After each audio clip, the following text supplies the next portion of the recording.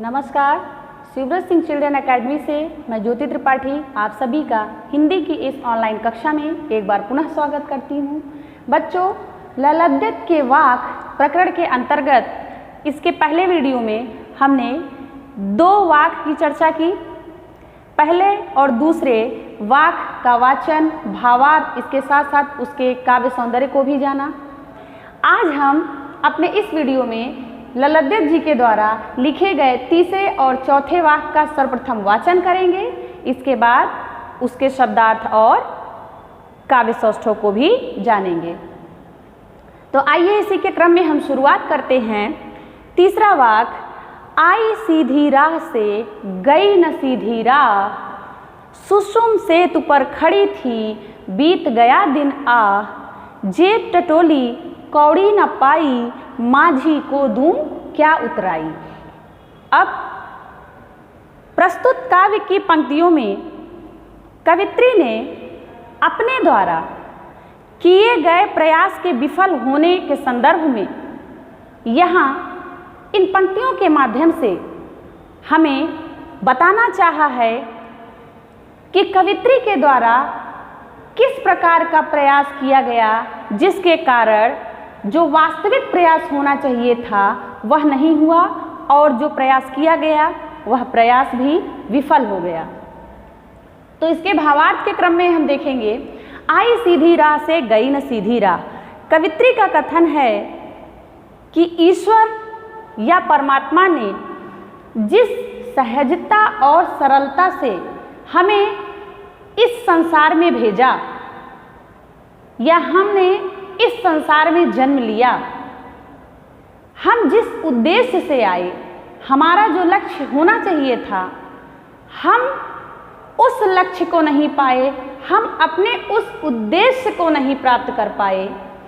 उसके पीछे बड़ा कारण बताते हुए कवित्री ने बताया कि आई सीधी राह से गई न सीधी राह, अर्थात मुझे ईश्वर भक्ति को पाने के लिए जिस रास्ते पर चलने की जरूरत थी या जिस प्रकार का प्रयास करना था, मैं वह प्रयास न करके दूसरे मार्ग को अपना बैठी। गई न सीधी राह, अर्थात उस मार्ग को न चुन करके मैं अन्यत्र मार्ग को चुन ली, जिसके कारण मैं लगातार अपने प्रयास में विफल हो रही हूँ। सुषुम सेतु पर खड़ी थी बीत गया दिन आ। अब यहाँ सेतु शब्द का अर्थ तो आप समझ रहे हैं कि सेतु का अर्थ यहाँ पर पुल से है।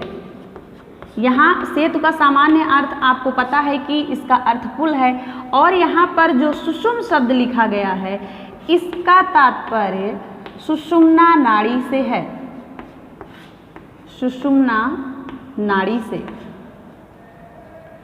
तो कवित्री ने यह बताया कि सुषुम सेतु पर खड़ी थी बीत गया दिन आ, और यह जो पूरा दिन बीत गया, अर्थात जो पूरा समय हमने बिता दिया, अपने जीवन का जो महत्वपूर्ण समय, जो ईश्वर भक्ति के लिए प्रयास करना चाहिए था या ईश्वर की भक्ति करनी चाहिए थी, वह पूरा समय बीत गया। अब यहाँ पर उन्होंने बीतने का कारण बताया है कि वास्तव में किस कारण से कवित्री ने अपने वास्तविक समय को ऐसे ही बिताया और वह उचित प्रयास न कर सकी। उसका कारण यहाँ पर कवित्री ने बताया, सुषुम सेतु पर खड़ी थी, अर्थात मुझे ऐसा लगता था कि सुषुम्ना नाड़ी को यदि हम तंत्र साधनाओं के द्वारा जागृत कर लेते हैं या हठ योग अपना लेने से ही यदि सुषुम्ना नाड़ी हमारी जागृत हो जाती है, तो इसका तात्पर्य यह है कि हम ईश्वर को पालेंगे, अर्थात ईश्वर की उस भक्ति को हम प्राप्त कर लेंगे। तो ऐसा कवित्री को भ्रम था कि वह किसी भी तंत्र साधना या योग के द्वारा सुषुम्ना नाड़ी को जागृत करके ईश्वर की भक्ति को प्राप्त कर सकती है, और यही कारण है जिसकी वजह से कवित्री का संपूर्ण जीवन इसी प्रयास में लगा रहा, फिर भी वह अपने लक्ष्य को नहीं पा सकी। जेब टटोली कौड़ी न पाई, और अंत में जब हमने खुद को टटोला, अब यहाँ जेब टटोली सामान्य अर्थ में आप समझेंगे कि जेब टटोली कौड़ी न पाई, कि उस कौड़ी अर्थात कोई दाम, कोई मूल्य, कुछ पैसा, कुछ भी नहीं मिला। तो यहाँ कहने का तात्पर्य है कि जीवन भर जो पूरा समय हमने इस संसार में बिताया, इस भवसागर में रह करके जो मैंने पूरा समय व्यतीत कर दिया, जब मैं अंत में आत्मविश्लेषण करती हूँ तो मुझे यह जानकारी मिलती है कि वास्तव में मैं कुछ भी नहीं कर पाई, अर्थात मेरे द्वारा ऐसा कोई कार्य नहीं किया गया जो ईश्वर की भक्ति के प्रयास से उचित हो। माझी को दूं क्या उतराई। अब यहाँ पर माझी आप जान रहे हैं कि जो नाव को पार लगाता है, और माझी को दूं क्या उतराई अर्थात जैसे यदि माझी हमें पार लगाएगा तो हम उसे कुछ ना कुछ अवश्य देंगे। तो यह तो एक शाब्दिक अर्थ है, लेकिन यहाँ कवित्री ने इस बात को क्यों रखा है? यहाँ पर ईश्वर से है। माझी को दूं क्या उतराई का तात्पर्य यहाँ पर उस ईश्वर परमात्मा से है कि जब मैं इस भवसागर को पार करके अर्थात इस सांसारिक मोह माया के बंधन से जब मैं मुक्त हो जाऊंगी और जब मेरा साक्षात्कार उस परमात्मा से होगा, जब मेरी यह आत्मा उस परम तत्व में विलीन होगी, ऐसी दशा में मैं उस परमात्मा को क्या जवाब दूंगी कि मैंने अपने जीवन में इतने पूरे समय में संसार में रह करके मैंने ईश्वर भक्ति का कोई प्रयास नहीं किया, अर्थात मेरे द्वारा ऐसा कोई प्रयास नहीं किया गया जिससे मैं ईश्वर की भक्ति को प्राप्त कर सकूं। तो यहाँ पर एक बार हम फिर से समझ लेते हैं कि कवित्री ने यहाँ हमें समझाते हुए यह बताया कि आई सीधी राह से गई न सीधी राह, अर्थात मैं जिस सहजता और सरलता के रास्ते से इस संसार में आई और वास्तव में मुझे ईश्वर की भक्ति के लिए जो प्रयास करना चाहिए था, मैं उसी रास्ते को ना चुन करके, उस प्रयास को ना करके मैं अन्यत्र मार्ग को चुन बैठी और अन्यत्र मार्ग पर ही आगे जाने लगी। सुषुम सेतु पर खड़ी थी बीत गया दिन और मुझे ऐसा लगता था कि तंत्र साधनाओं से यदि मैं सुषुम्ना नाड़ी को जागृत कर लेती हूँ तो उससे हमें ईश्वर की भक्ति प्राप्त हो जाएगी, जबकि ऐसा मेरा भ्रम था। जेब टटोली कौड़ी न पाई, माझी को दूं क्या उतराई। अंत में कवित्री ने आत्मविश्लेषण करते हुए कहा कि जब मैं इन सब बातों पर पूरी तरह से सोचती हूँ तो मुझे ऐसा महसूस होता है कि मैंने अपने जीवन का जो अमूल्य समय था वह ऐसे ही इस सांसारिक मोह माया के प्रपंच में गंवा दिया, और मैंने अपने वास्तविक लक्ष्य को नहीं चुना और ना ही मैंने वह कार्य किया जिससे मैं अपने लक्ष्य को पा सकूं। माझी को दूं क्या उतराई। अंत में वह फिर कहती हैं कि जब मैं इस मोह माया रूपी संसार से, इस भवसागर से जब मैं मुक्त हो जाऊंगी तब मैं उस परम परमात्मा, उस परम पिता को क्या जवाब दूंगी कि मैंने अपने जीवन में भक्ति के लिए ऐसा कोई प्रयास नहीं किया जो वास्तव में मुझे संसार में रह करके करना चाहिए था। तो इसके पीछे यदि हम पूरा भावार्थ देखें तो अपने द्वारा किए गए प्रयास के विफल होने पर इन्होंने वह कारण भी बताया कि वह ऐसा कौन सा मार्ग हमने अपना लिया जिसकी वजह से मेरे प्रयास विफल हो रहे थे, और यहाँ पर यह भी उन्होंने बताया कि जो कुछ भी मैं जीवन भर करती रही वह सब प्रयास निरर्थक जा रहा था और अंत में ईश्वर को अर्पित करने के लिए मेरे पास कुछ भी नहीं बचा। तो आइए अब भावार्थ के बाद हम काव्य सौंदर्य देखते हैं। काव्य सौंदर्य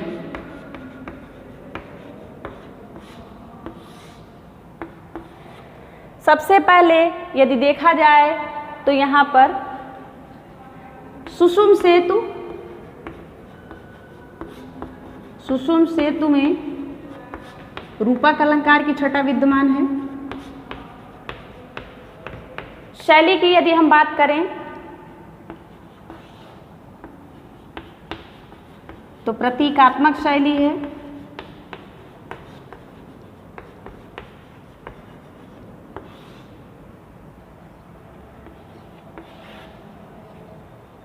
तीसरे बिंदु पर यदि हम चर्चा करें तो यहाँ पर उन्होंने यह बताया कि मनुष्य स्वार्थ सिद्ध करने के लिए अपने वास्तविक लक्ष्य को भूल जा रहा है, अपने वास्तविक लक्ष्य को भूल रहा है।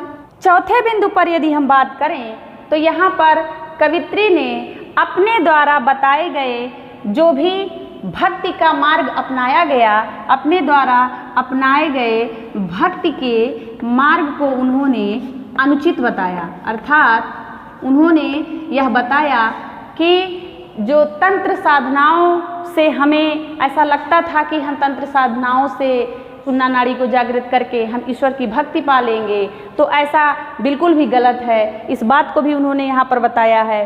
मनुष्य अपने स्वार्थ के चक्कर में लक्ष्य से ही भटक जा रहा है, अर्थात जीवन में जो वास्तविक उसका उद्देश्य होना चाहिए वह अपने वास्तविक उद्देश्य से हट जा रहा है। और यहाँ पर सुषुम्न सेतु में रूपक अलंकार की छटा विद्यमान है और शैली यहाँ पर प्रतीकात्मक शैली का प्रयोग किया गया है। और आपको पता है कि यह कश्मीरी भाषा में लिखा गया, जो कि मीराकांत जी के द्वारा हिंदी अनुवाद किया गया है। आइए अब हम चौथे वाक्य की चर्चा करते हैं। चौथा वाक्य है, थल थल में बसता है शिव ही,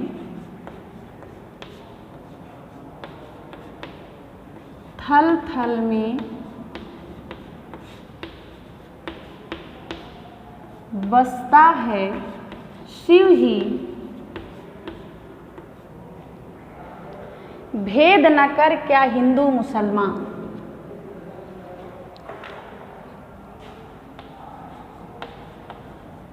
भेद न कर क्या हिंदू मुसलमान।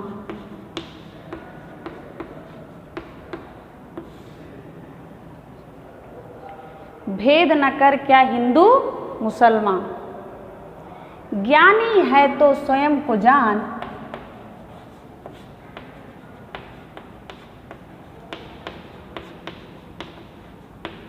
ज्ञानी है तो स्वयं को जान, वही है साहिब से पहचान, वही है साहिब से पहचान।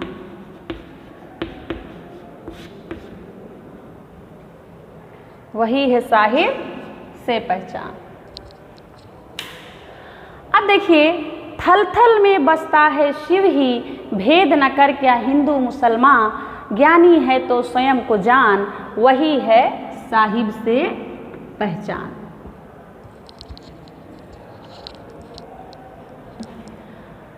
अब इस वाक्य में कवित्री ने हमें यह बताने का प्रयास किया है कि वास्तव में हम उस परम तत्व की खोज में लगे रहते हैं कि वह हमें ईश्वर कहाँ मिलेगा, हमें ईश्वर कहाँ मिलेगा, हम कहाँ भक्ति करें ईश्वर की कि हमारा साक्षात्कार ईश्वर से हो जाए।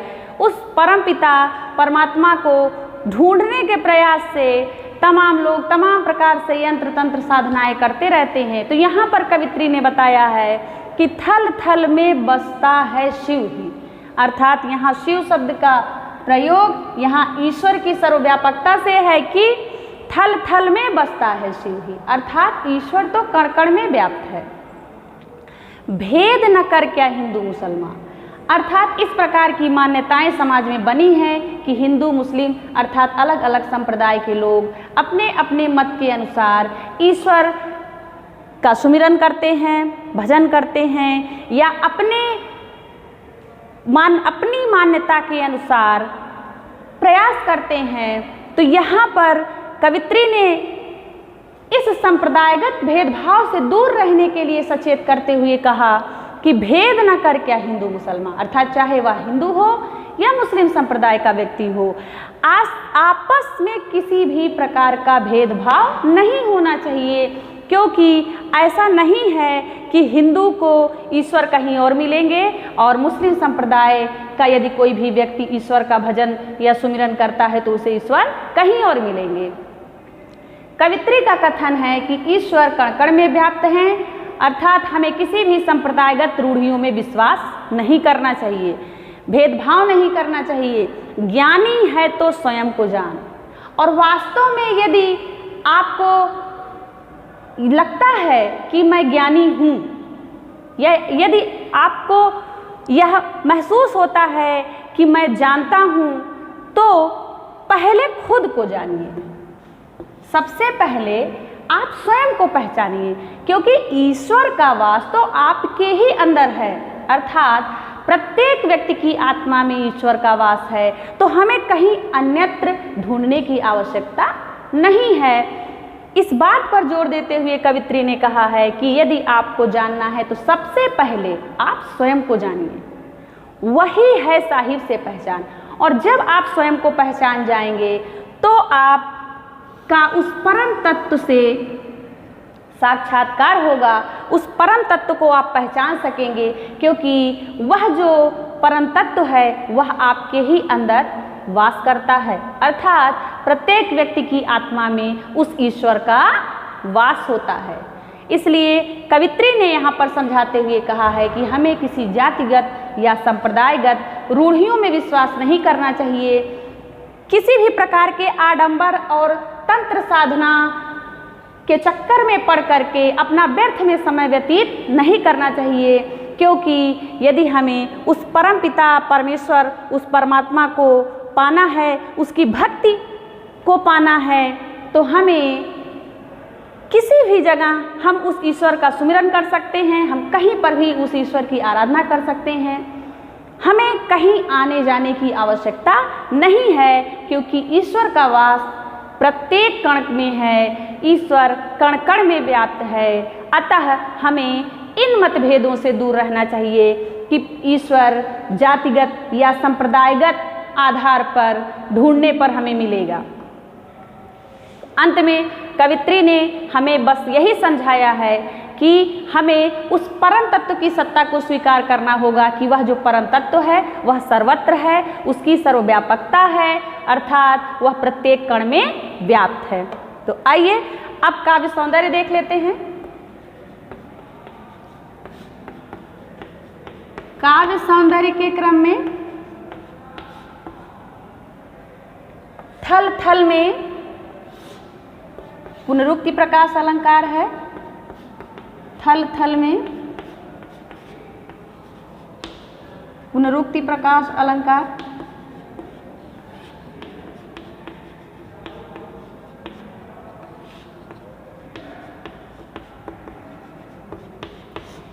अभी मैंने आपको बताया कि प्रस्तुत काव्य में ईश्वर की सर्वव्यापकता बताई गई, ईश्वर की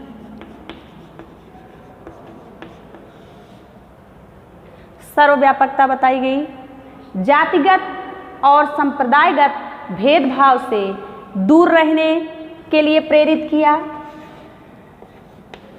संप्रदायगत भेदभाव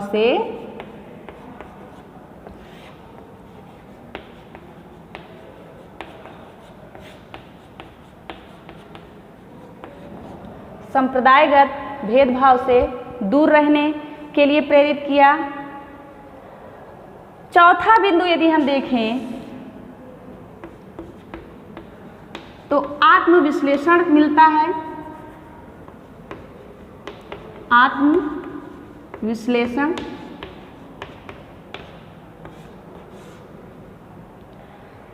अर्थात कवित्री ने इस बात को महसूस किया कि वास्तव में जिस मार्ग को हमने अपनाया वह मार्ग बिल्कुल भी अनुचित है।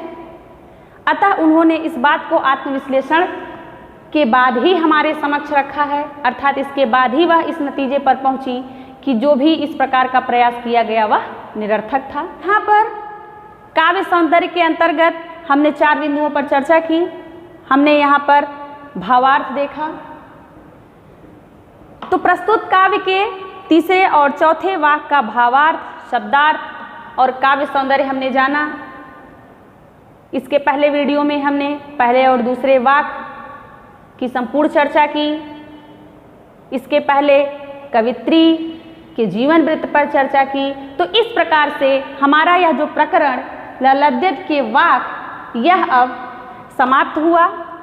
इस काव्य खंड के क्रम में अब हम अगले पाठ की चर्चा करेंगे। हमारा अगला पाठ होगा रसखान जी के सवैये। तो इसको आप अच्छे से पढ़िए, 1 बार 2 बार इस वीडियो को अच्छे तरह से देखिए, नोट्स बनाइए। हम उम्मीद करते हैं कि आपको व्याख्यान समझ में आया होगा। सभी लोग इस वीडियो को देखिए, समझने का प्रयास कीजिए। आज के लिए इतना ही, धन्यवाद।